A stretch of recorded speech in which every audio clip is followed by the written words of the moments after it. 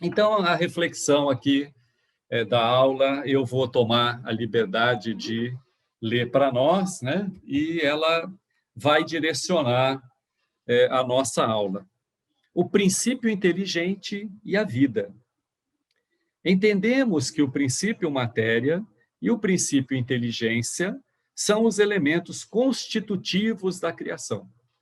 É importante observar que aqui está princípio inteligência, porque já é um termo da filosofia atual, por assim dizer, né? Da filosofia espírita desenvolvida lá na Federação, Federação Espírita do Estado de São Paulo, na FESP, e observar que se a gente for na obra básica kardeciana, nós vamos encontrar princípio inteligente.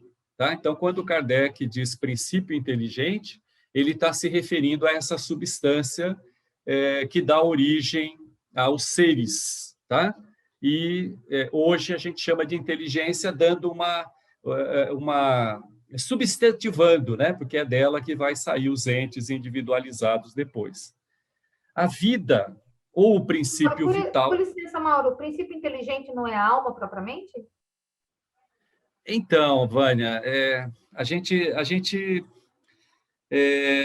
veja bem, nós temos aqui o conceito de elementos constitutivos do universo. Quando a gente diz criação, né, é a obra de Deus. E os elementos constitutivos são princípio inteligente e princípio matéria. Eu só estou aqui fazendo esse adendo porque aqui está princípio inteligência, né? Mas se a gente for na obra básica, nós vamos encontrar princípio inteligente. O princípio inteligente é esse, digamos assim, é esse princípio, é essa substância que, na verdade, ela não é que ela é inteligente, a inteligência é um atributo desse princípio. E é de lá que nós vimos. Tá? Eu não sei o que é isso. Eu só sei o que é isso quando ele está envolto por matéria, envolto por esse outro princípio, que é o FCU, o fluido cósmico universal, ou o princípio matéria. Se a gente for mais longe que isso e devagar, a gente vai entrar numa outra discussão e não vai dar conta do princípio matéria, né? Porque quando a gente utiliza esse termo alma, né, Kardec estava falando não só do espírito encarnado, ele também estava se referindo a esse princípio. Tá? Então, assim, o homem é um ser trino, porque podemos dizer que ele é dotado de alma, perispírito e espírito. Ok? Sim. Desculpa, Gratidão, Mauro. ele é dotado de alma, perispírito e corpo. Ok? Quando ele desencarna, ele é um ser duplo. Ele é alma envolto por perispírito. Ok?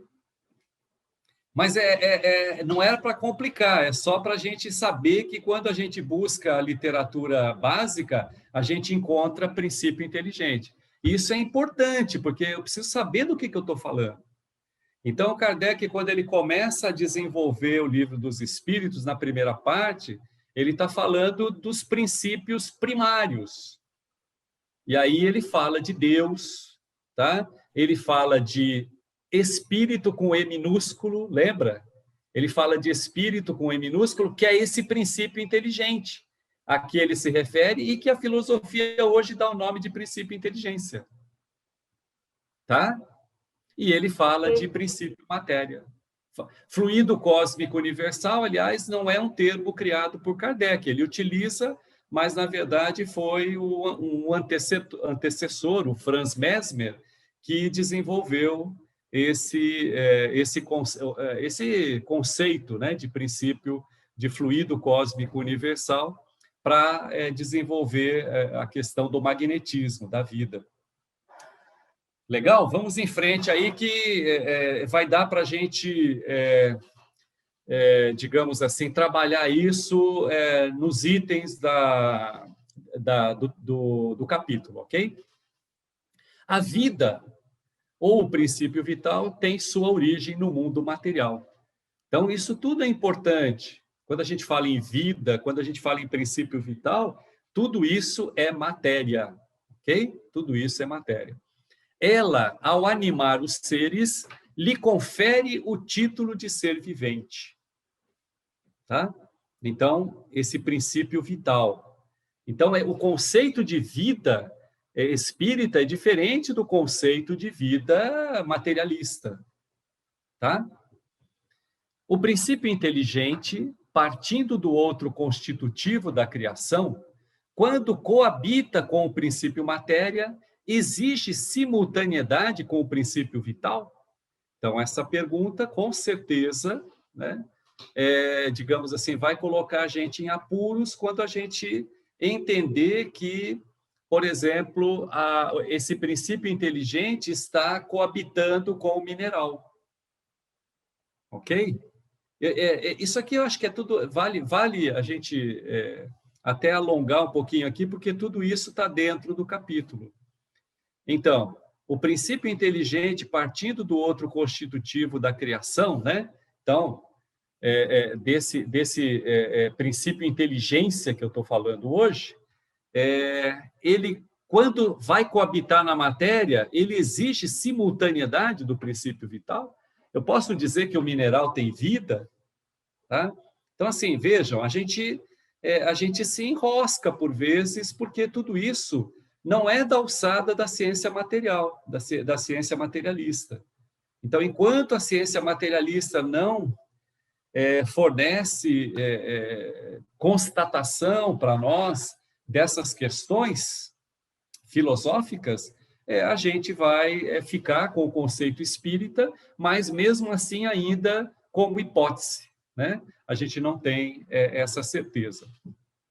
Existiria um ser vivente sem convivência com o princípio inteligente? Ou o princípio inteligente coabitaria com a matéria sem que esteja animada pelo princípio vital, como no caso dos minerais? Então,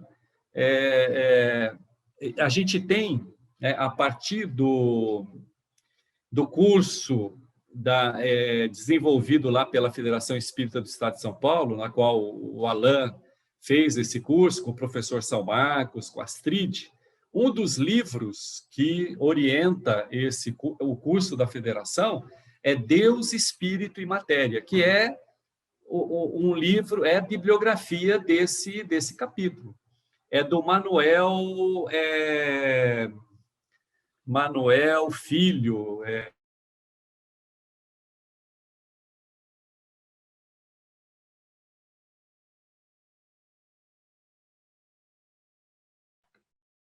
Tá mudo. Você está mudo, Mauro.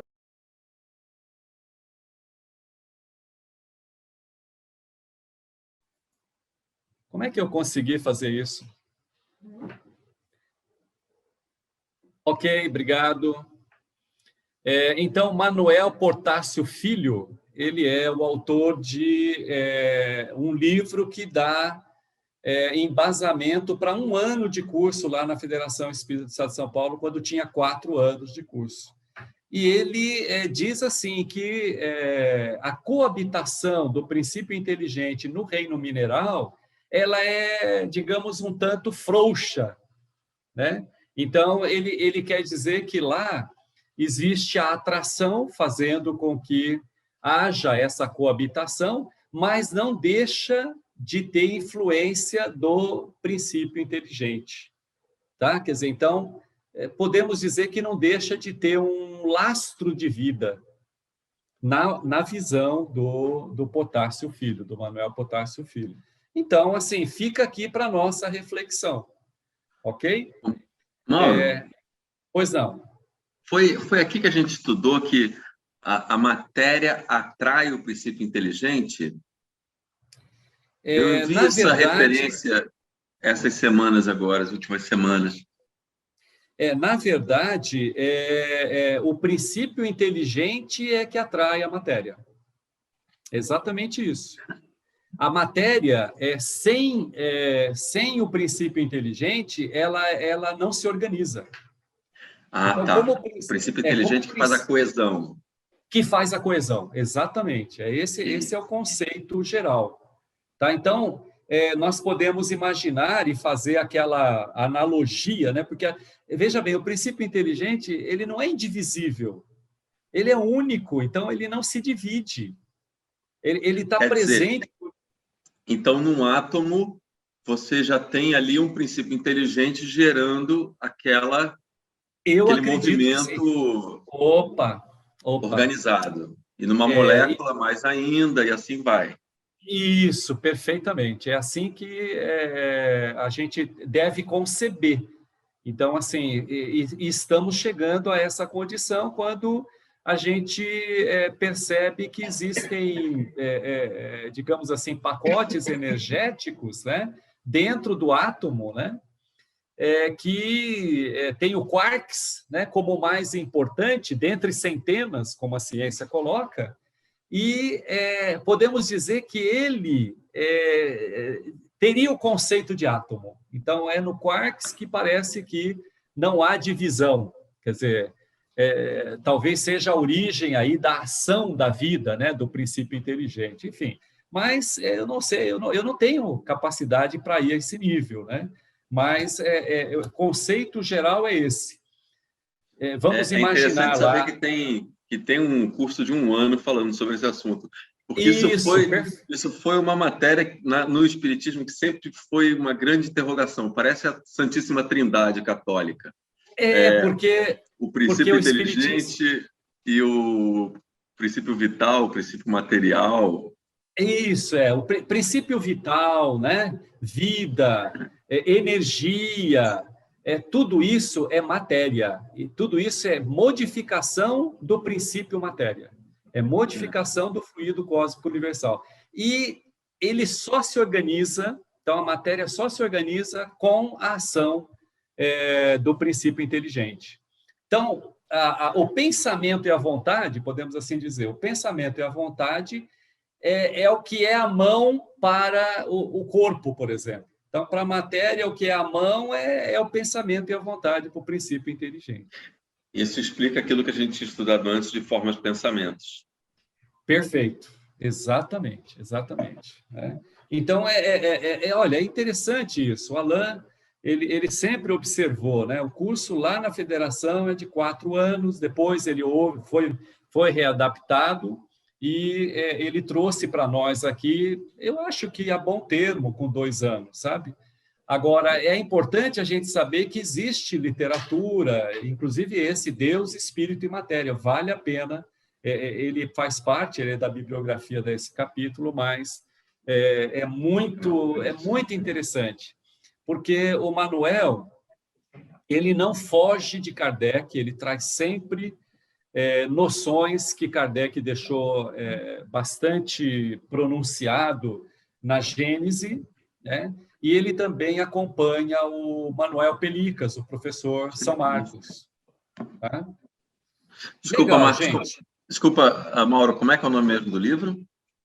Deus, Espírito e Matéria. Você tem ele nesse capítulo aqui, Felipe. Ah, tá bom. Tá lá na Ele tá bibliografia, ali né? com o autor. Tá. A edição é da federação, inclusive.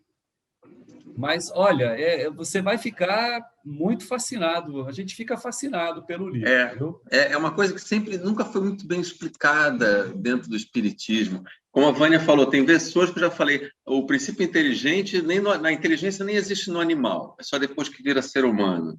Aí outros que falam Perfeito. que só quando tem a vida, então o mineral não teria. Agora a gente está indo mais fundo e está fazendo mais lógica.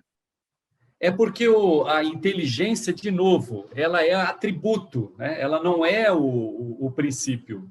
O princípio nós estamos longe de perceber, tá? Quer dizer, a gente só faz analogia. Então, de novo, né? A analógica fragmentação, porque não dá, isso não acontece. O princípio inteligente não se divide, ele é uno. Então, há essa analógica fragmentação, existe a individualização desse princípio e ele passa a se desenvolver, né? Ele passa a se desenvolver aí dentro da criação. Muito legal. Vamos lá, introdução. Eu também vou dar conta aqui para depois passar a partir do 2 para vocês. Então, o objetivo é esclarecer os conceitos de princípio matéria, princípio inteligência, vida, perispécie e perispírito. Eu volto a repetir, gente, parece cansativo, mas não é. Olha, dá confusão porque Kardec usou princípio inteligente e também usou espírito. Então, lá na primeira parte do Livro dos Espíritos, escrevam isso, gente, lá na primeira parte do Livro dos Espíritos, das causas primárias, ele vai grafar sempre espírito com E minúsculo. E o que ele quer dizer com isso? Princípio inteligente. É isso que ele quer dizer com espírito com letra minúscula. E na condição hominal é que ele coloca espírito com E maiúsculo. Então, é isso que causa toda essa confusão. Agora, pessoas como Durval Ciampone, em Evolução do Princípio Inteligente, o Manuel Potássio Filho, em Deus, Espírito e Matéria, eles ajudam a gente nesse esclarecimento, ok? Os conceitos aqui tratados são do âmbito da doutrina espírita e, mais especificamente, da filosofia espírita. Olha, está aqui, princípio inteligência é com a gente aqui, tá? Kardec não usou esse termo.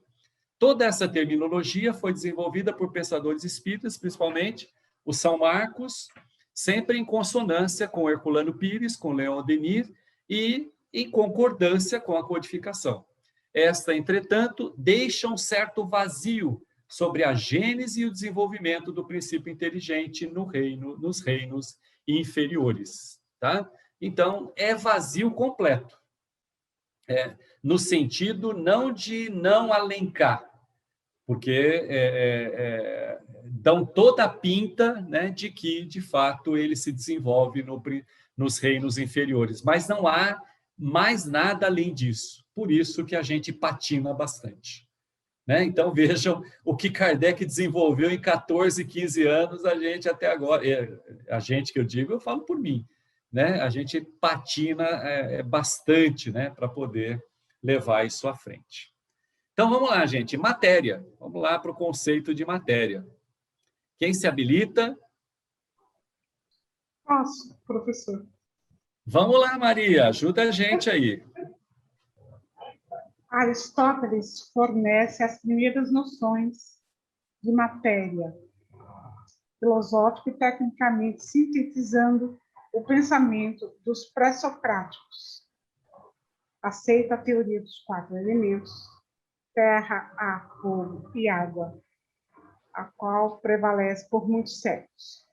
Para ele, são 2 os constituintes da matéria, a essência e a forma.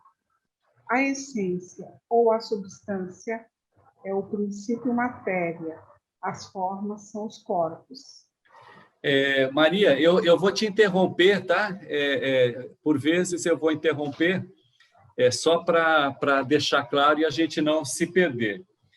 Então, assim, para Aristóteles, digamos, a alma da matéria está nela mesmo, não está fora dela, ok?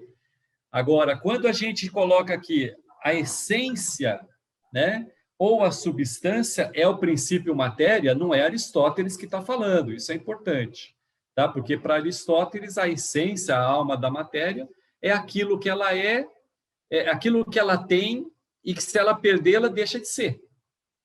Então, eu diria que pode talvez a utilidade, né, de uma cadeira, quer dizer, se ela não tiver aquela condição de forma de cadeira e for para sentar, ela não é uma cadeira para Aristóteles. Então, é só para observar que aqui já é uma adaptação, a gente já está colocando aqui o que a gente entende, né, ser a essência, não em Aristóteles, mas na filosofia espírita. As formas são os corpos, ok? Então, assim, princípio matéria, fluido cósmico universal. Então, a essência dele é, de fato, aquilo que não se divide, aquilo que não se parte, ele não separa em partes, né? As formas que ele vai adquirindo, ok? são os corpos, mas tudo é matéria. Inclusive, por vezes, eterizada. A gente nem enxerga, né, na forma de energia. Tá? Isso a gente vai descobrir aqui, inclusive, quando a gente estiver estudando o átomo. Vai dar para falar um pouquinho sobre isso. Vamos em frente. A definição clássica nos diz que matéria é tudo que tem extensão, impressiona os sentidos e é impenetrável. É a res extensa de Descartes. Então veja, né? Desculpa, Maria. Então, veja, né? A definição clássica é algo que é ponderável, é algo que é impenetrável, tá? Mas o conceito de matéria para nós pode ser penetrável, sim, né? É claro que aqui é o conceito cartesiano de res extensa, né? Que tem ponderabilidade, tem essa condição que o Descartes veio trazer para a gente, e é justamente aqui que nasce essa tal de dualidade. Tá? Então, desde o estudo antigo lá dos pré-socráticos até os nossos dias, o Descartes veio dar uma luz muito grande. Ele mesmo já fez essa separação que a filosofia espírita utiliza. Legal? Por outro lado, a matéria tem a necessidade de ser conduzida, moldada, atuada, governada, organizada. Enfim, ela deixa-se atuar. Ela em si nada realiza, nada cria. A matéria se deixa atuar pelas forças naturais ou pela vontade do princípio inteligente que a anima. Ok? Essa frase é importante, né? A matéria se deixa atuar pelas forças naturais, tá? Então, forças, nós temos força elétrica, magnética, né? Gravitacional, temos força atômica, fraca, forte, enfim. A matéria se deixa, sim, moldar, se modificar por elas e pela vontade do princípio inteligente que a anima. Então, isso aqui reforça, né, e elucida aquela conversa que eu tive há pouco com o Felipe. Ou seja, Mauro, só uma pausa. Então, a matéria é inanimada. Exato. A matéria é burra, a matéria ela para ter coesão e organização, ela precisa do princípio inteligente.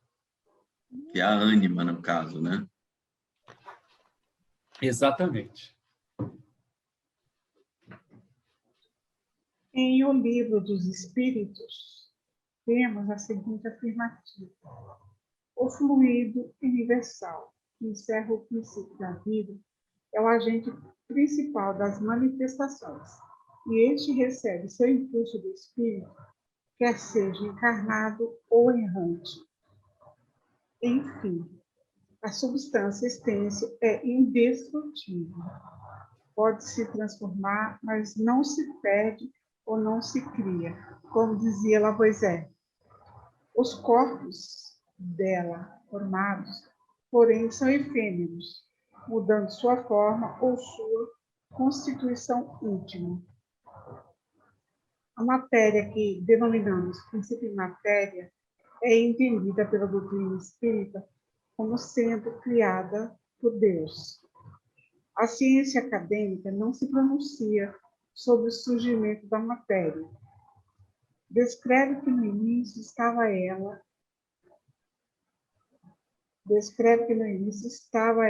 toda reunida no mesmo lugar onde ocorreu a grande explosão, o Big Bang. E a partir de então se expandiu, se condensou em pontos e formou os grandes conglomerados galácticos. Grande explosão. Muito bom. Então, a matéria, né, eu vou reforçar, a matéria que denominamos princípio matéria. Então, a matéria que é o princípio que dá origem a tudo, a todas as formas, ou o fluido cósmico universal, né, que é o mesmo, que é princípio matéria, é entendida pela doutrina espírita como sendo criada por Deus. Então, a matéria, nós entendemos também que é eterna. Então, se Deus é de toda a eternidade, a matéria também está presente junto com Deus de toda a eternidade. Ok? Por isso que contemplamos essa tríade espírita, Deus, Espírito e matéria. Deus, princípio inteligente, fluido cósmico universal, princípio matéria. Ok, gente? Então, a gente observa aqui, eu vejo que é de importante para nós, que para a doutrina espírita, o conceito materialista de matéria, ele é bem diferente, por assim dizer. Tá? E, claro, a gente vai encontrar aí na ciência matéria escura, né? Antimatéria, esses são os termos que a gente acredita a ciência estar descobrindo o fluido cósmico universal. A gente acredita, enfim, não há nenhuma certeza disso. Na codificação é o Galileu, né? Galileu Galilei que normalmente passa essas instruções, então alguém assim da área, podemos dizer, Kardec, puxa, intuiu isso de forma fantástica, fazendo as perguntas, e os médiuns foram muito fiéis, porque você vê uma coerência muito grande no que Kardec escreveu com as descobertas da ciência de hoje. Quer dizer, com as descobertas de hoje, né? As descobertas atuais. Então, vale a pena sempre estar fazendo um paralelo com os escritos da codificação. Então, vamos continuar falando aqui dessa matéria, aliás, em todo o capítulo, que é o ponto de partida, o fluido cósmico universal, matéria escura.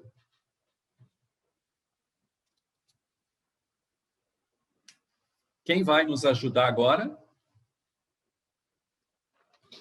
Eu posso ler. Opa, vamos lá, Felipe. Vamos lá. O ponto de partida, FCU. Para mim, FCU era o carburador do avião. Fluido cósmico universal, matéria escura. Não há em todo o universo senão uma substância primitiva, a matéria cósmica dos astrofísicos, ou que foi denominada pelos espíritos no século XIX, o fluido cósmico universal. Os cientistas afirmam que grande parte, aproximadamente 90% da matéria do universo, se encontra sob a forma de matéria escura, imperceptível aos sentidos humanos. No estado de eterização, o fluido universal não é uniforme e adquire modificações das mais diversas, desde a forma de onda, característica da energia, até suas formas mais condensadas, integrantes dos átomos e moléculas, passando por algumas como o fluido vital e o fluido perispíritico. Legal. Então, de fato, a ciência enxerga matéria escura na quase totalidade do universo. Então, é por isso que eu disse há pouco que nós entendemos estar aí, né, a presença desse princípio, a presença dessa substância, desde sempre, tá? Desde sempre presente, em se modificando, em se adaptando, constituir, dar as formas, né? Elaborar as formas que nós conhecemos e, claro, formas que talvez não conheçamos ainda. Mauro, tem alguma coisa a ver pelo fato de nós, enfim, em alguma figura, ou filme, ou coisa do tipo, quando a gente vê o planeta Terra envolta a uma negritude, tem alguma coisa a ver isso? Envolto? Numa negritude, numa coisa escura, num ambiente escuro. Não, a questão escura, Vânia, é porque é desconhecida, não é Não é no sentido materialmente falando, mas no não, figurado. não. Ok. Uma coisa Isso, inexistente, não tem como compreender. Entendi. isso é incompreensível ainda, ok? Então, por isso que se chamam, ele dá o nome de matéria escura, porque a ciência ainda não dominou a substância, né? Não consegue dominar ainda por ela não ser uniforme, enfim. Esse é o conceito espírita que a gente tem. E daí... Não consegue transformá-la em uma corporealidade onde a gente explique a capacidade de enxergar, de ver, de palpar, ou mesmo se decodificar aos nossos olhos. A gente só tem a nível de raciocínio e de compreensão. Sim. Mas a gente tem a todo, aqui mesmo, a gente não está enxergando as ondas elétricas aqui que estão proporcionando esse nosso contato, né? Enfim, a gente tem nós temos muitas situações onde nós não enxergamos a matéria e ela está aí, agindo. Essa matéria escura é algo que não se compreende ainda, não é como a eletricidade, que eu dei o exemplo aqui. Tá? Mas é só por analogia para a gente tentar, como leigo, compreender. Ok, gratidão. Ok? Ô, Mauro, e quando ele fala do fluido vital, uma das formas desse fluido universal, o fluido vital já seria o fluido universal animado por esse espírito com E minúsculo. Isso. Diríamos, já é uma modificação, né, desse princípio, do fluido cósmico universal, e que numa determinada condição, quer dizer, a gente não conhece ainda essa condição, porque a hora que conhecer, a gente vai conseguir, por exemplo, ressuscitar, a gente vai conseguir dar vida aí, né, aos elementos já mortos, por exemplo. E a gente não consegue hoje fazer isso. Por quê? Porque nos parece que depende do ser, justamente do ser, que é o princípio inteligente. Quer dizer, quando ele se afasta, enfim, perde-se a condição de potencialização, podemos dizer, desse elemento orgânico aí que estava com vida e não tem mais. Então, o fluido vital, é matéria. A gente não entende o fluido vital, mas já trabalha com ele, quando dá um passo, quando tem operação mediúnica e tantas outras coisas, né? Perfeito. Você consegue renová-lo, né? Então, quando a gente... Essa questão, principalmente de saúde, é quando você está na totalidade desse fluido, né? Enfim, a falta, a ausência da saúde é quando ele, enfim, tem alguma anomalia e precisa ser recomposto. Então, diríamos que há uma troca atômica aí. Então, você troca células, átomos malsãos por átomos sãos, alguma coisa assim. Ok? Vamos lá, o átomo, matéria e energia. Então, vamos entrar um pouquinho na intimidade aqui, até onde a gente consegue.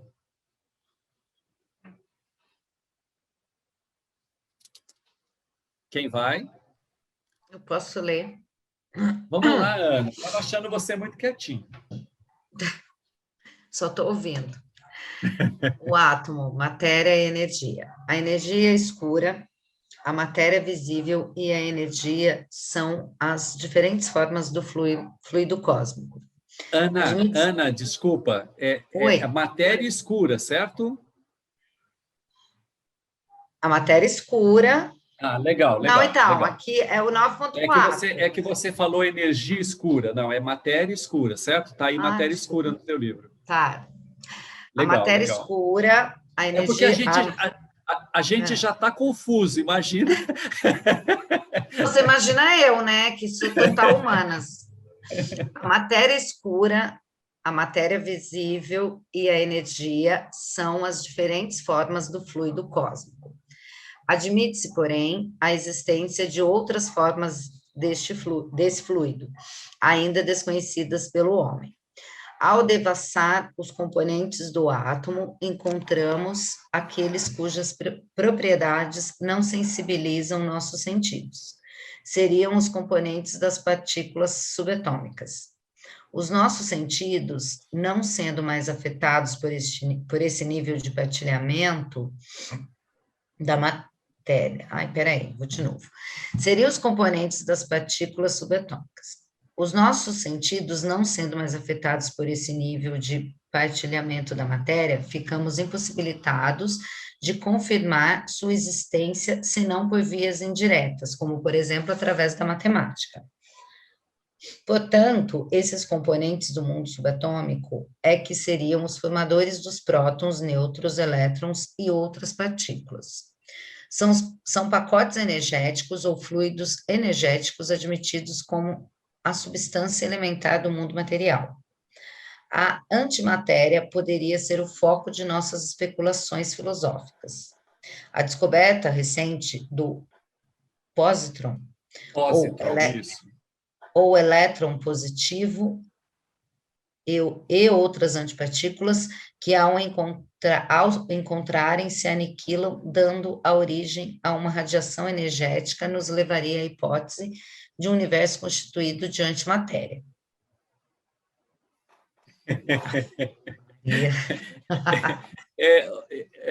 Ana... Só não desisto porque eu sou persistente, hein? Não há motivo para isso. Nossa, a gente, como o Felipe comentou, isso dentro do Espiritismo é algo ainda muito obscuro, muito escuro, é como a matéria escura dentro do Espiritismo. A gente tem muita dúvida sobre isso, né? Mas o objetivo aqui é buscar aquilo que se conhece pela ciência e associar aquilo que os espíritos nos orientaram, né, nos forneceram.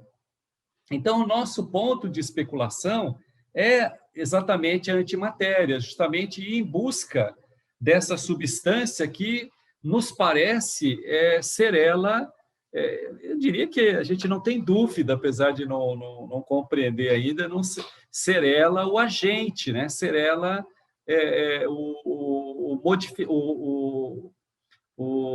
digamos, o ator aí, né? A proporcionar as formas, os movimentos, as modificações através da vontade do princípio inteligente né, ela aceita, né? Ela aceita toda essa modificação e das forças naturais que estão presentes aí no universo, né? Então, quando a gente percebe, né, que quem forma os prótons, os nêutrons e os elétrons estão por trás de tudo isso, né? Hoje, esse pósitron, né, eu pesquisei um pouquinho aqui e fiz uma anotação aqui para ajudar a gente, né? Como é que se forma um pósitron, né? Um pósitron é um elétron com energia, carregado de energia positiva, né?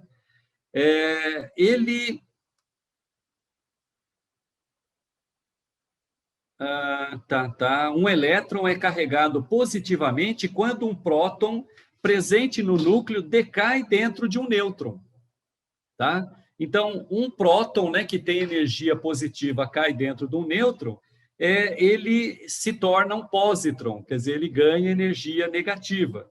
E, digamos, vai surgir aí esse elemento. E é interessante que quando ele se conflita com o próprio elétron, eles desaparecem. Então, veja, a gente fez o caminho de ida, que é o caminho de formação, é quando um próton se junta a um nêutron, enfim, conflita, né, com o nêutron, surge o pósitron. E quando ele, digamos assim, se afronta com o elétron, os dois desaparecem. Vejam bem, como se não tivessem existido. E o que se tem ali? Emite-se ali uma energia, quer dizer, surge dali uma certa energia. Então, veja, isso é coisa da ciência, é coisa que a ciência coloca para a gente aqui. tá? E eu pesquisei aqui com um gemólogo, né? O Pércio M. Branco. Ele tem um site bastante interessante. É um geólogo formado nessa área de mineralogia e aqueles que vão na estrutura da gema, né? Na estrutura do mineral. Ele diz o seguinte, que a melhor definição para o pósitron seria a antimatéria. Então, por isso que a gente vai fazendo essas ligações aqui dentro das nossas especulações. Quer dizer, a gente especula e depois vai até onde a gente consegue compreender daquilo que a gente tem constatação. Então, é interessante porque como que ele passa para nós essas explicações? Ele não trabalha mais nessa área, né? Mas continua atendendo nesse site voluntariamente, respondendo perguntas do leigo. E uma das perguntas que eu me posicionei, porque eu fui buscar em Kardec, e encontrei Kardec falando a respeito digamos, do aniquilamento de um diamante. Então, veja bem, a gente vai fundo nesse negócio aí. Desculpa, gente, eu estar levando para esse nível, mas eu não consigo passar isso de uma melhor forma. O Kardec coloca, né? Ele dá noção para a gente entender que o fluido cósmico universal ele está presente, apesar de não sensibilizar os nossos sentidos, como foi lido aqui nesse texto, né, que nós acabamos de ler, que a Ana leu para a gente sobre o átomo. Então, o Kardec diz, poxa, o próprio diamante, ele não se aniquila, né, diante de determinada condição. E aí, se a gente for ver na escala de mols, né, que classifica os minerais, o diamante é o 10. O diamante é o de maior dureza, né? Ele sofreu pressões, ele sofreu altas temperaturas em função da profundidade, né, que ele é formado dentro do planeta, e, portanto, ele adquiriu essas características, né? E aí esse Pércio, ele dizia, poxa, ele relata primeiro antes da pesquisa, ele falou, poxa, eu não sabia responder isso. Então, eu fui buscar explicações. E, de fato, né, o diamante submetido à temperatura de 900 a 1.000 graus Celsius, na ausência do oxigênio, ele se aniquila, é como se ele não tivesse existido. Acreditem, meninas, eu imagino que é um horror para vocês se ver diante desse espetáculo, né? Um diamante desaparecendo na nossa frente. Ele vai formar CO2. Olha que interessante. Só um homem faria esse experimento, né? A mulher não faria, não. Com certeza, Marina, com certeza. E maluco, né? E veja, Kardec claro, já tinha essa noção, né, no século XIX. E a gente tem, na verdade, ele vai também se derreter, só que aí tem que ser com a presença do oxigênio, porque senão não há combustão. E isso vai se fazer só com 1.500 graus a 1.600 graus. Então, essas pesquisas, essas curiosidades, né, elas são muito interessantes para o nosso estudo. São muito interessantes para esse estudo que nós estamos fazendo aqui, para a gente poder, sem, por exemplo, chegar a um nível de compreensão, pelo menos ver evidência disso que a gente está estudando, disso que estão passando para nós os espíritos, porque a gente não quer ser enganado, não é mesmo? Então, a gente tem que ir atrás e buscar essas colocações. Eu acho até que eu anotei, vai ser interessante se eu encontrar a questão do Kardec.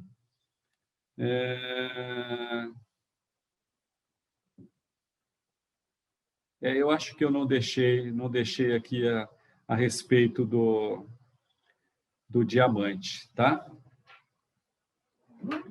Legal, gente. Vamos em frente?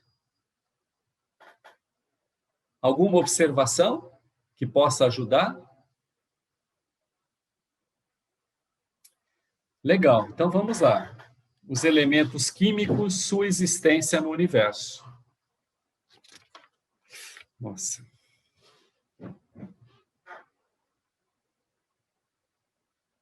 Marina, pode ser, Marina? Sim, pode ser.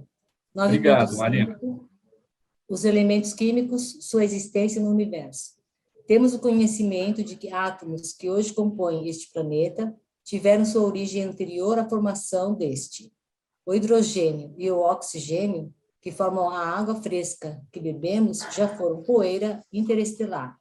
O átomo de ferro formado da hemoglobina do nosso sangue tem alguns bilhões de anos. Ousaríamos dizer que ele já esteve em forma de minério ou talvez tenha sido componente da hemoglobina de algum animal do período Jurássico. Neste aspecto, a doutrina da ressurreição, a qual entende que as almas, quando voltarem à Terra no dia do juízo, o farão no mesmo corpo que a alma habitou, apresenta certa incoerência com as leis do mundo físico. Se as nossas moléculas se as moléculas do seu corpo tiverem sido parte de outro corpo, visto que nada se perde, tudo se transforma, essas moléculas ou átomos teriam pertencido a mais de um corpo. E fica formulada a questão: a que corpo irão pertencer na ressurreição? E a renovação das células? Qual a feição teremos no dia do juízo? Quais células reconstituirão o corpo nesse dia? Ah, gente, eu não quero saber, não. Essas respostas dessas questões, não. Não quero saber, não. Que corpo Mas vai habitar?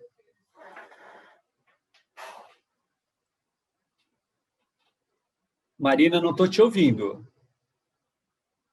Ah, não, é bobagem. Desliguei sem querer, mas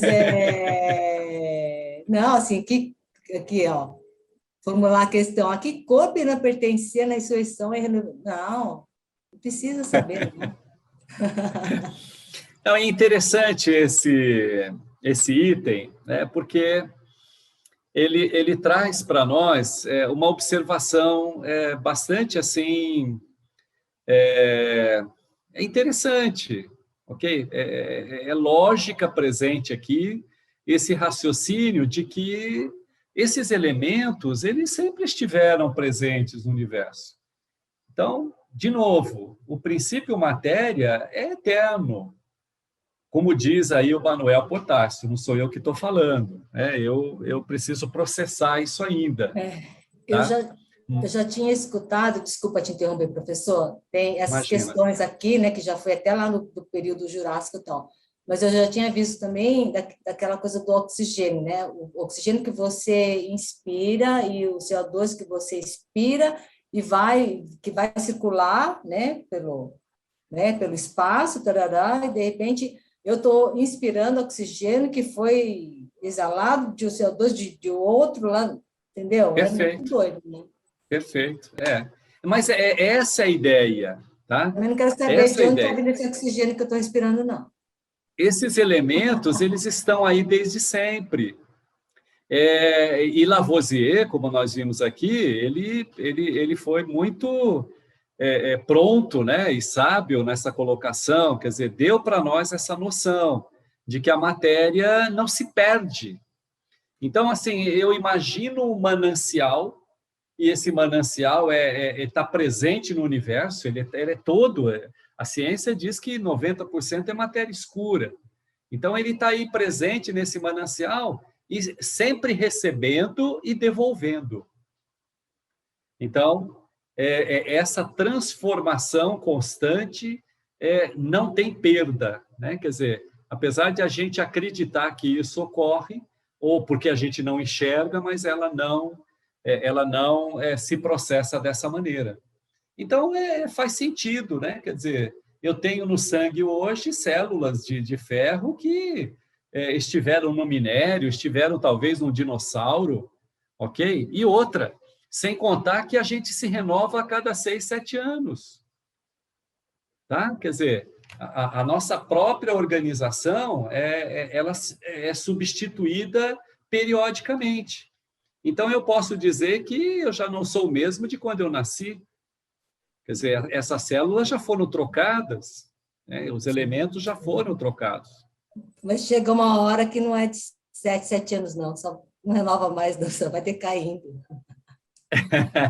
Ok, mas, enfim, para efeitos didáticos, né, Marina, eu usei o meu nascimento, bebê, Marina.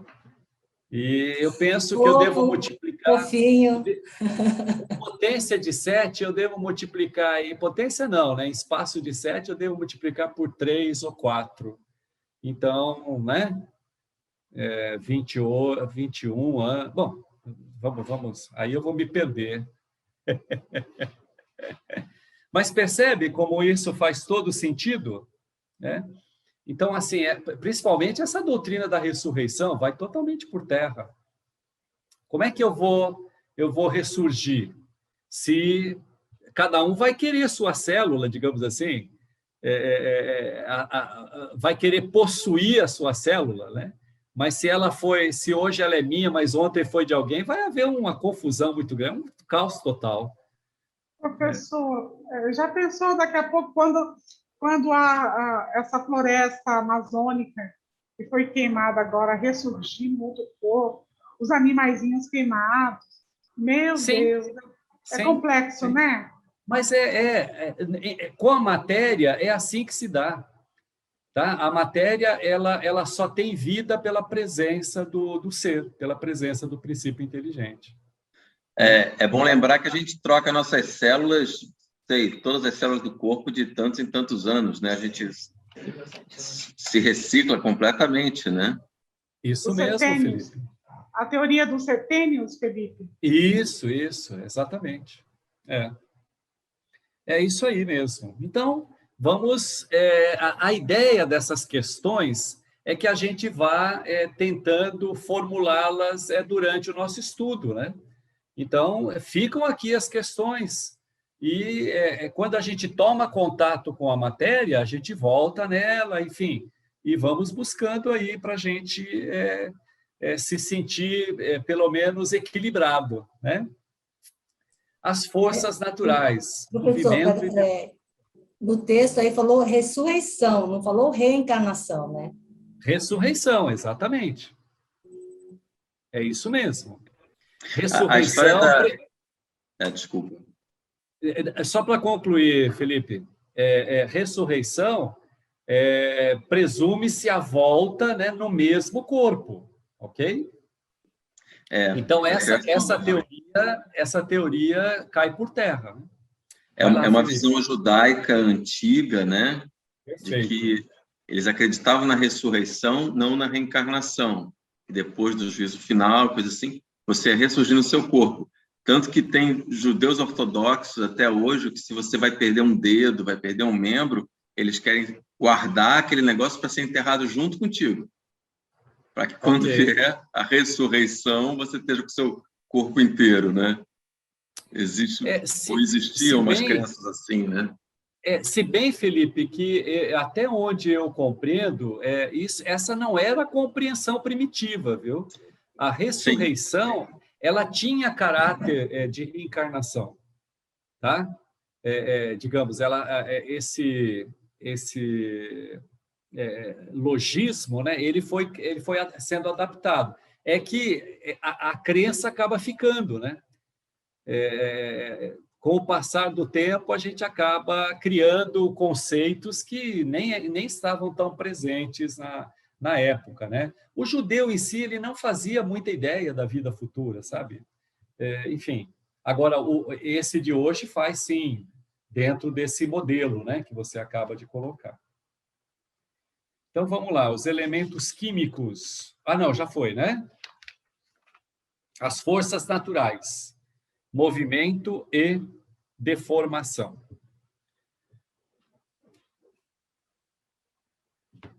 Quem gostaria? Eu vou ler.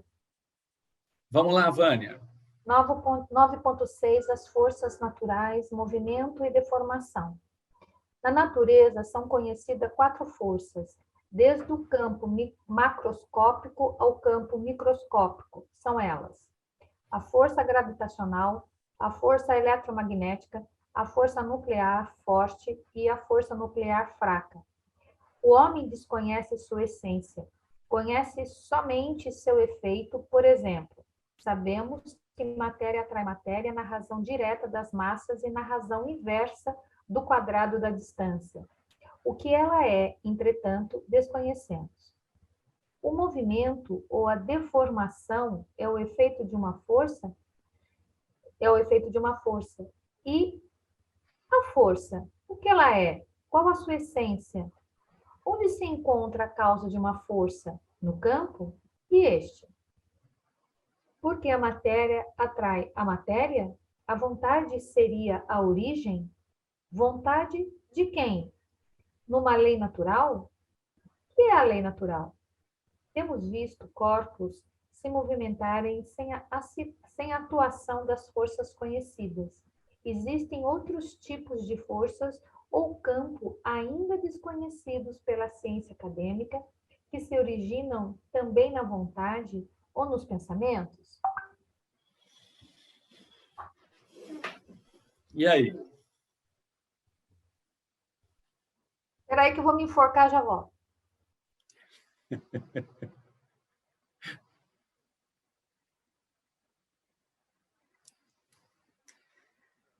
Bom, isso é claro.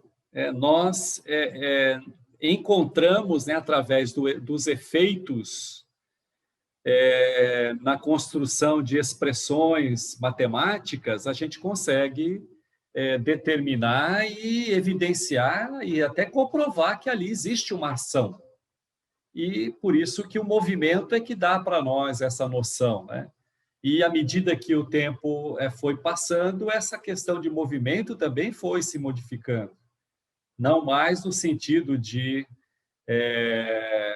a distância de um ponto A para um ponto B, ou coisa assim, sim, na energia que estava ali colocada, né? Na ação desse campo que estava ali.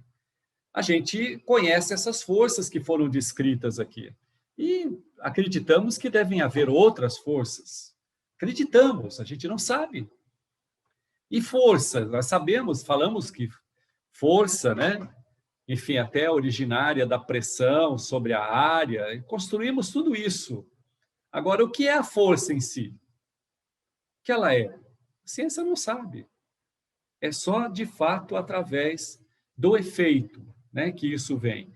E aí vem todas essas questões que aqui estão, chegando, né, culminando com a questão de se teria uma outra força, por exemplo, o pensamento e a vontade agindo aí sobre a matéria.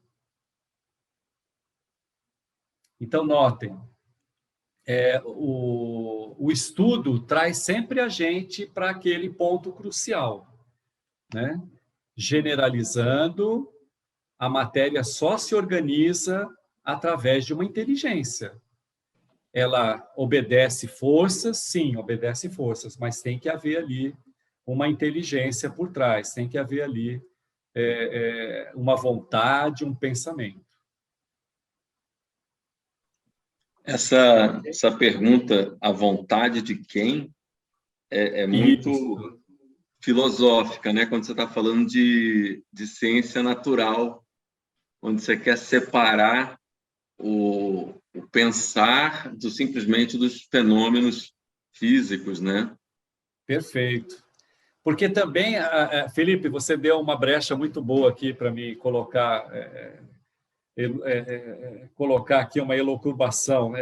Veja, a gente tem sempre em mente um ser individualizado agindo na matéria, mas a gente não pode se esquecer que a gente está falando de um princípio inteligente, que é esse princípio que, inclusive, deu origem a nós, que aqui estamos, agindo na matéria.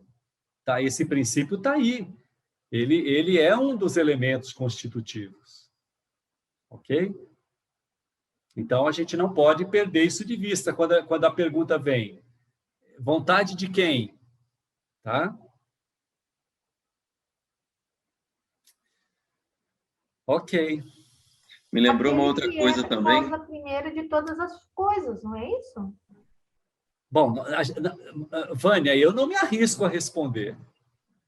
Eu me arrisco a continuar fazendo pergunta. Como um bom filósofo. Fala, Felipe.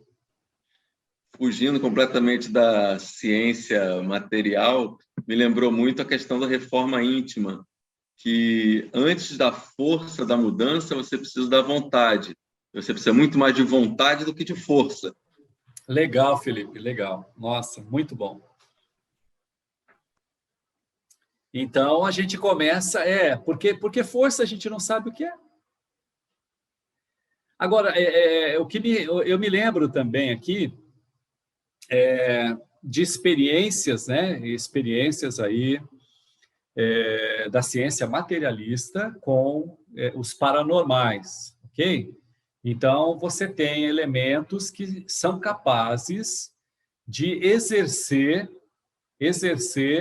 uma ação mecânica na matéria, quer dizer, mecanicamente. Então, assim, ou melhor, não é mecanicamente, atuam mecanicamente, sem instrumento, sem a presença dessas forças, por assim dizer. Por quê? Porque o elemento está até enclausurado e o paranormal ele consegue atuar ali sobre aquele elemento.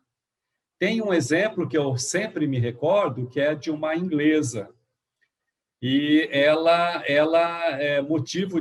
foi motivo, né? Eu não sei hoje se ela vive ainda, mas ela foi motivo, e talvez seja ainda motivo de muitos experimentos, porque ela consegue manter uma bolinha de ping-pong, por exemplo, de tênis de mesa, suspensa com o seu pensamento, com a sua vontade.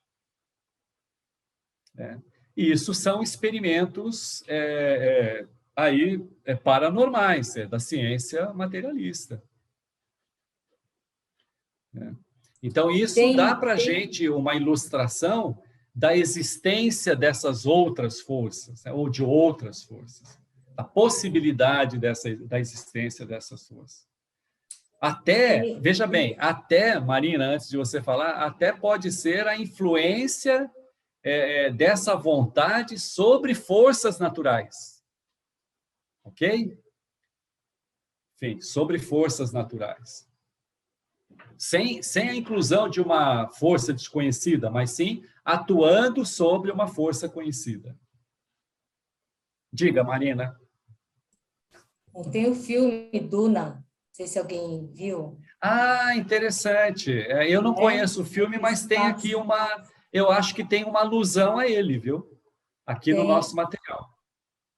Se passa no ano 10.000 e tralalá. Né? Então, mostram esses vários mundos, e tem viagens interplanetárias e tal. E o personagem que faz o papel do Salvador, né? Ele treina isso com a mãe. Conversas telepáticas, comandos telepáticos e comandos de movimento de objeto. Mas é ele, que é o mais elevado. O agente. Okay, não, ele é o elevado, ele é o esperado, Salvador mesmo. Salvador do planeta, dos planetas. Mas ele é o agente das ações constatadas, no caso. Sobrevivente, porque tem as brigas, né, dos planetas e tal, e aí ele é um sobrevivente, e tinha que ser que ele é o Salvador. Né? Ah, tá. Mas tem legal. Tem comentários sobre esse filme. E foi a primeira parte, parece que serão 3. Legal, Marina. Quando a gente chegar aqui, se for o caso, se você vê, se você consegue ver a associação, você volta para a gente com esse relato, tá? Tá. E aí, gente, de repente eu vou ter que sair. Eu estou só esperando o meu filho me ligar. Ah, tá bom? ok. Me desculpar. A gente também, o tempo já está espremidinho aqui. O corpo e a forma. Eu posso ler, Mauro? Vamos lá, por gentileza. O corpo e a forma. O corpo se molda por ação de força ou por ação da vontade de uma inteligência. Assim, a forma de um corpo é resultante da ação de uma força que atuam segundo as leis naturais. Essas forças naturais proporcionam fórmulas previamente determinadas. A forma de uma duna de areia é resultante de ação do vento e da gravidade. A vontade de um ser extracorpóreo pode conduzir a força a fim de determinar uma forma. Ah, legal, tá? Logo em seguida aí o esclarecimento em cima daquilo que a gente estava atuando, né? Então, a matéria, né, um corpo, ela se molda, a matéria se molda formando um corpo por ação de forças naturais, tá? Ou pela ação da vontade, né? E aí? A forma de uma duna de areia é resultante das ações do vento e da gravidade? A vontade de um ser extracorpóreo pode conduzir a força a fim de determinar uma forma? Estão aí as questões para a gente continuar refletindo. As forças da natureza aí estão. Vento, né? Formação de vento, ciclones, enfim, tudo isso tem um agente, tem uma força, a força gravitacional, principalmente. Agora, essa força, ela pode ser, né, causada por um ser, por um agente que tem vontade. Olha, então, professor, pensando na visão sistêmica, o que vai provocar esse vento, né? É a rotação da Terra, aí tem a translação, e tem o Sol que aquece, entendeu? Então, assim, é tudo. O vento não aparece do nada, aparece de todos esses movimentos, né? Que fazem parte do sistema que movimenta a Terra, e por isso a gente que tem esse equilíbrio, essa atmosfera, que a gente está vivo aqui. Então, Marina, é isso mesmo, é legal. Então, tudo isso é efeito daquelas 4 forças que nós conhecemos: gravitacional, eletromagnética, né, nuclear fraca e forte. Então, essas são as forças que atuam no universo, por assim dizer, até onde a gente conhece. E podem haver forças que nós não conhecemos existentes, né? Então, essa é a questão. Tudo isso obedece um comando, né? Muitas questões para a gente ir dormir hoje, né? Para a gente alimentar o nosso sono hoje. Porque também fala, né, que nenhuma folha cai de uma árvore sem que ele permita. Ele com E maiúsculo, não é? Ok. Ele quem, Ok. Marina? Ele com E maiúsculo. Quem é Deus, esse ele Pai maior. Pai Quem maior. Quem é esse ele maiúsculo? Pai maior, Deus. Ah, ok. Era isso que eu queria ter ouvido. Tudo é movido pelo comando do Criador, né? Não, mas sem dúvida, Marina. E quando a gente entende, eu entendo essa frase, né? Justamente por essa elaboração dessa mente, né? E aqui a gente está falando dessa inteligência suprema. Então, de novo, né? A inteligência não é o ser, a inteligência é um atributo, mas ela designa muito bem, conceitua, né? Define muito bem o sujeito, ok? Então, quando a gente ouve essa frase que nenhuma folha cai sem a vontade de Deus, é porque existem aí essas forças, né? Esses elementos constitutivos do universo que partiram de Deus. Então, é assim que a gente entende, né? Até para afastar aquela noção que a gente traz da nossa cultura de recompensa e castigo. Então, eu, na minha formação, entendia que havia lá um ser velhinho, muito velho, né? Que ficava aí me vigiando e me dando compensações e quando eu fizesse a coisa certa, e me castigando quando eu fazia a coisa errada. E, veja, é importante a gente tirar isso da nossa mente, porque dentro da doutrina espírita, por vezes, a gente acaba tendo essa compreensão e ela não está no princípio, nos fundamentos espíritas, né? Então, é assim que hoje a gente deve raciocinar, né? Dentro daquele conceito de fé raciocinada.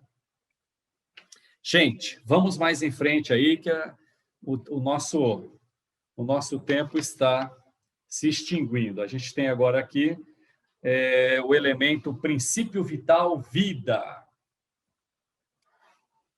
Quem que vai nos ajudar?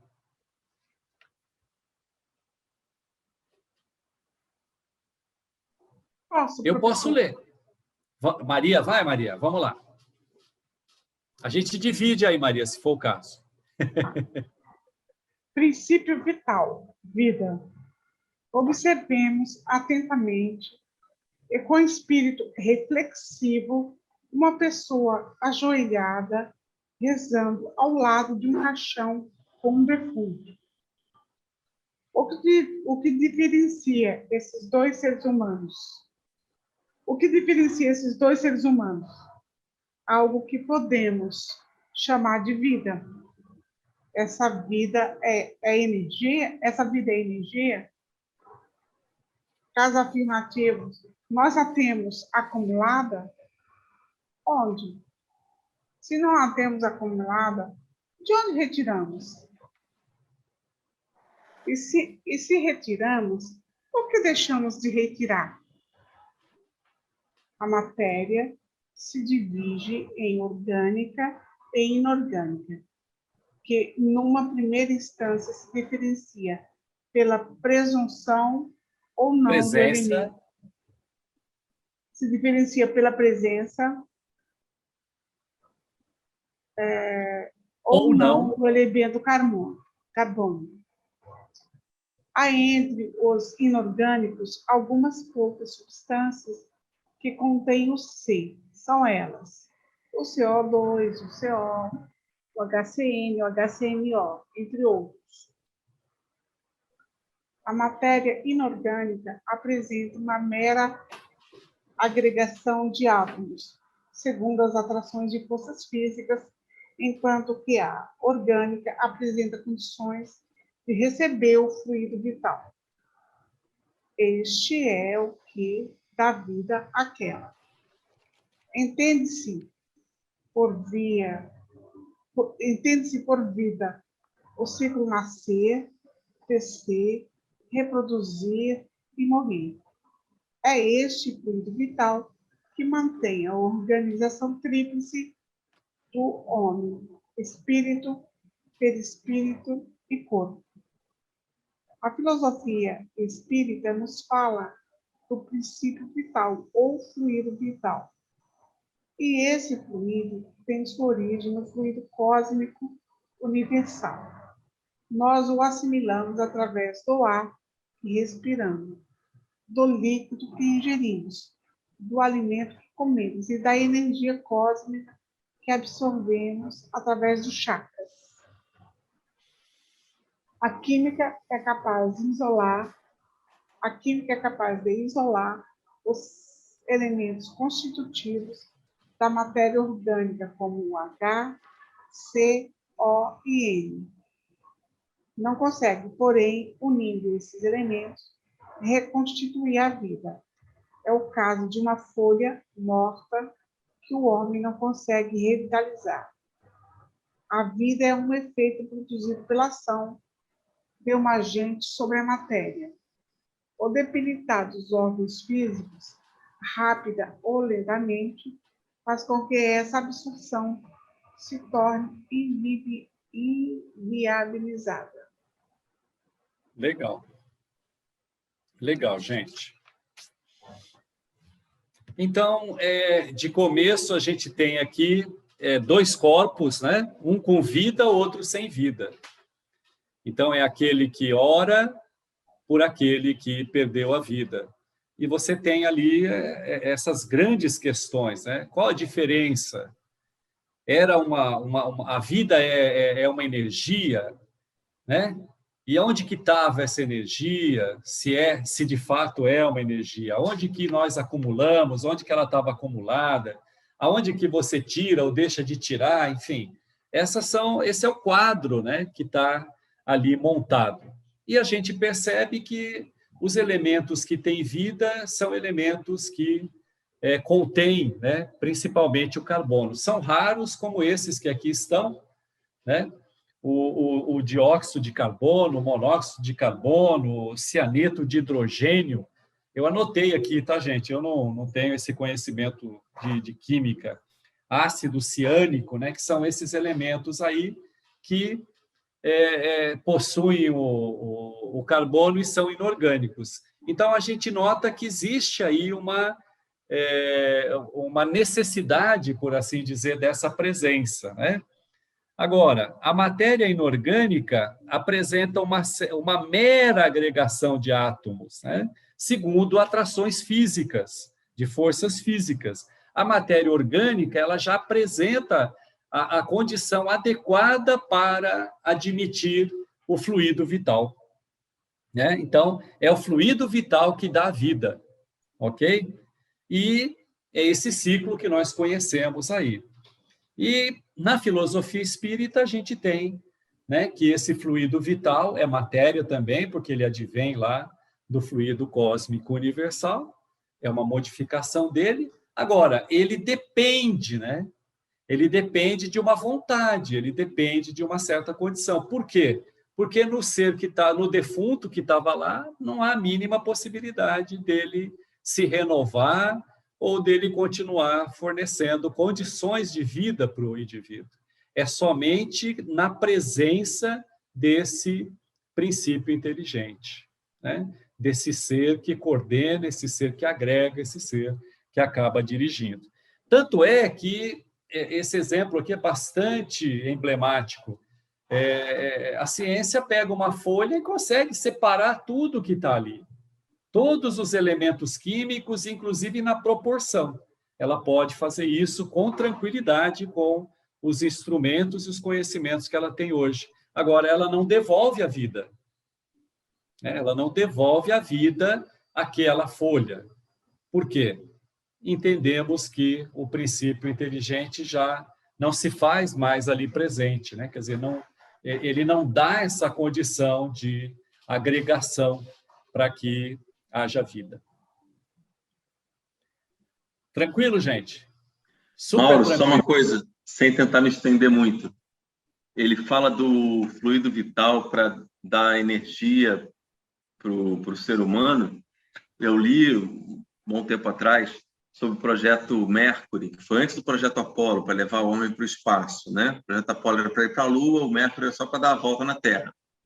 E eles começaram a pesquisar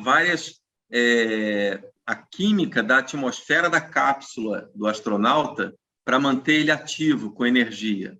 Se botasse só oxigênio puro, não dava em nada. Ou se misturasse, tentasse fazer aquela mistura nitrogênio, oxigênio que existe na atmosfera, também não conseguiam nada. E eles ficavam apáticos, eles ficavam sem energia, acabavam, eles tinham que interromper sempre o processo, ainda na Terra, né, quando eles estavam testando isso. Okay. E aí eles criaram um aparelho que vende-se até hoje, é o ionizador. Perfeito. É uma bomba de elétrons soltos, de íons, que simula justamente esse fluido vital para dar energia ao ser humano, ao astronauta, no caso. E eles chegaram à conclusão de que a gente vive, pelo menos 70% do nosso alimento é esse fluido energético que, na forma natural, vem do Sol, né, para a gente, na nossa atmosfera. Comida, oxigênio, água, é 30% do que a gente precisa para viver. Interessante, Felipe. Legal. Inclusive, eu tive um aparelho desse em casa instalado em casa. Houve isso acho que... Poxa, mas se eu falar quanto tempo atrás, eu vou acabar desmentindo a idade que eu tinha falado. Sem brincadeira, uns 30 anos atrás, isso foi uma febre, eu diria. Foi uma febre, né? Colocando isso para vender saúde e tudo mais. Tal. Mas você vê que tem um fundamento científico, né? Tem um fundamento de um experimento. A Ellen falou que o secador de cabelo dela tem isso para o cabelo agora. O secador tem 20 anos. Legal. O projeto Mercury é década de 50, 60. Né? E justamente por você usar isso é que você se manteve jovem, tá vendo, irmão? Bacana. Muito bom. A perispécie e o perispírito.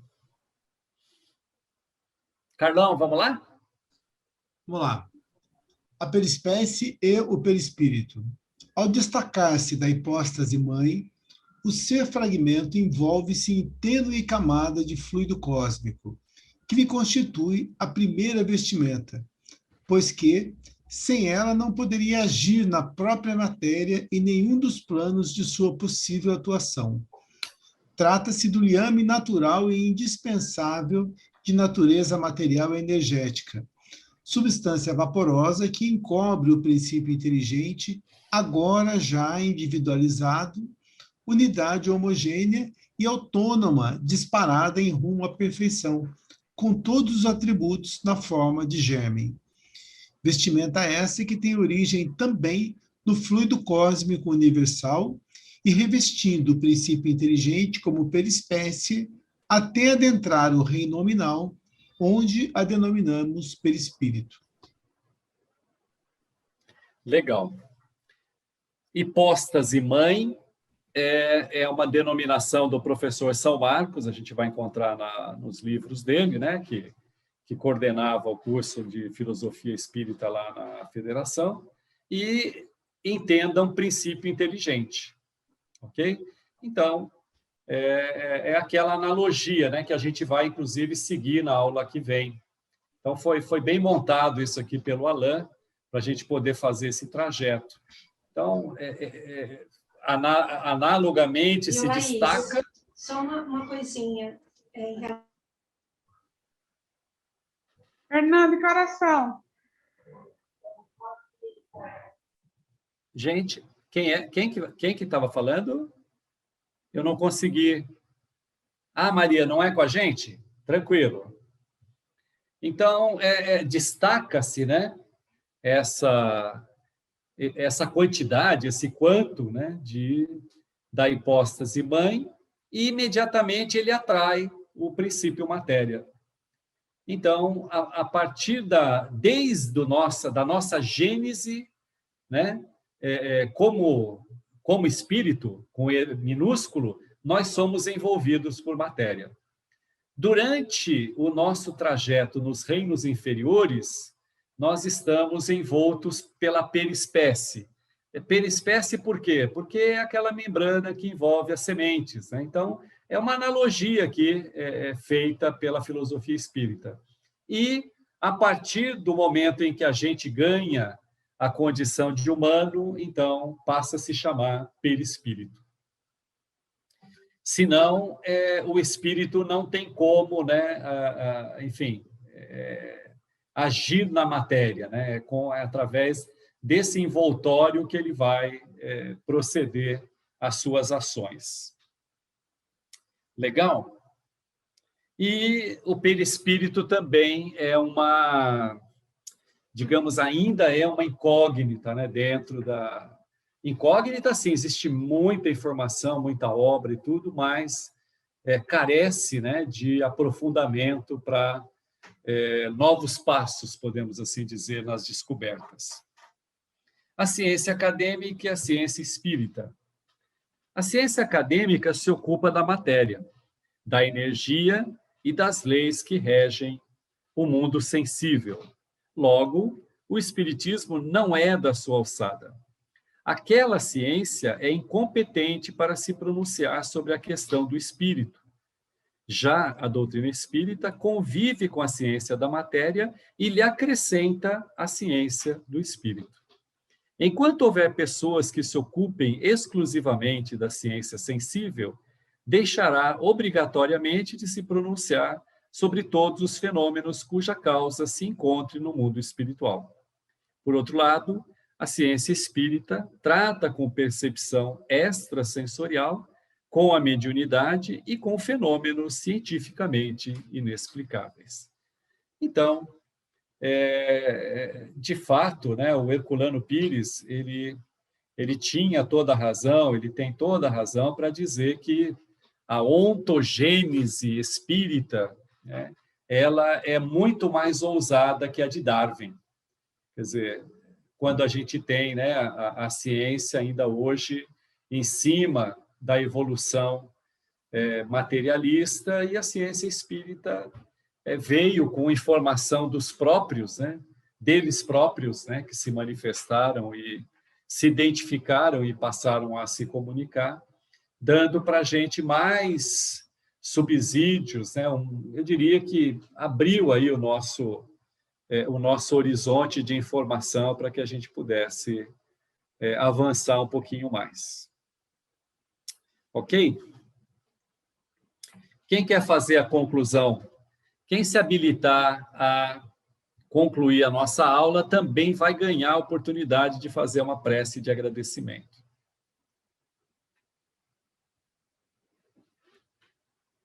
Você viu que choveu voluntário, né? Vamos lá. Conclusão não é minha, tá? É do livro. Ô, Felipe, Legal. aqui entre todos, você é o melhor voluntário. Ah, muito obrigado. É só eu que sobrou mesmo. Vamos lá. Conclusão. Entendemos que, da mesma forma que o espírito é uma criação divina, a matéria também o é. A ciência admite a gênese material no Big Bang. A pergunta que fica proposta para a ciência e para a filosofia é: quem a colocou lá? É uma grande questão, né, Felipe? Está aí a grande questão. Se Deus, né, é eterno e é o Criador, então a matéria e o espírito estão presentes lá desde sempre. Então também pertencem à eternidade, né? E, enfim, está na hora da gente dar um passo aí, ou da ciência dar um passo, né, em relação a essa hipótese simplória, eu diria, né? Simplória do Big Bang.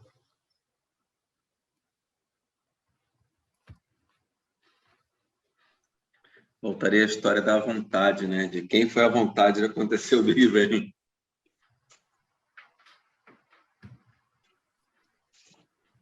Muito bem, vamos encerrar?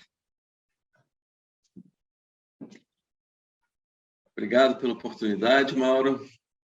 Obrigado pela aula, por esse momento aqui que estamos todos juntos. Agradeço a essa turma abençoada e a todos os mentores que estão em volta da gente. Mesmo que a gente ainda não consegue compreender esse universo todo que está à nossa volta, é importante pensar,